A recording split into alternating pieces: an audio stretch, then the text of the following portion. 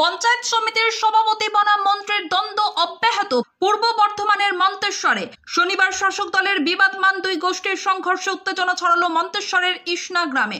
পঞ্চায়েত সমিতির খাদ্য কর্মাধ্যক্ষ সহ দুই পক্ষের দুইজন জখম হয়। তাদের ভর্তি করা হয়েছে বর্ধমান মেডিকেল কলেজ হাসপাতালে।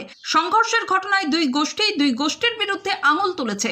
রাজ্যের গ্রন্থাগার মন্ত্রী সিদ্দিকুল্লাহ চৌধুরীর অনুগামী তথা মন্তেশ্বর পঞ্চায়েত সমিতির খাদ্য কর্মাধ্যক্ষ লালন শেখ ও মন্তেশ্বর পঞ্চায়েত সমিতির সভাপতি শেখ আহমেদ হোসেনের অনুগামী সাবির খান বর্ধমান মেডিকেল কলেজ হাসপাতালে জরুরি বিভাগের চিকিৎসাধীন।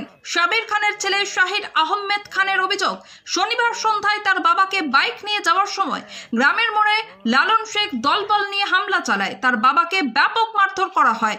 তার বাবা পঞ্চায়েত সমিতির সভাপতি শেখ আহমেদ হোসেনের সঙ্গে দল করে, তাই তার বাবাকে মন্ত্রী সিদ্দিকুল্লাহ চৌধুরীর অনুগামী লালন শেখ তার বাবার বাইক আটকে লোকজন নিয়ে মারধর করে। খাদ্য কর্মাধ্যক্ষ লালন শেখের দোকান আছে ইসনা মোড়ে। জখম লালন শেখের দিদি মেহরুন বিবির পাল্টা অভিযোগ, পঞ্চায়েত সমিতির সভাপতি শেখ আহমেদ হোসেনের অনুগামী সাবির খান দলবল নিয়ে গিয়ে দোকানে হামলা করে লালন শেখের উপর। দুই গোষ্ঠী একে অপরের বিরুদ্ধে অভিযোগের আঙুল তোলে। ঘটনার মোট 3 জনকে গ্রেপ্তার করেছে মন্তেশ্বর থানার পুলিশ।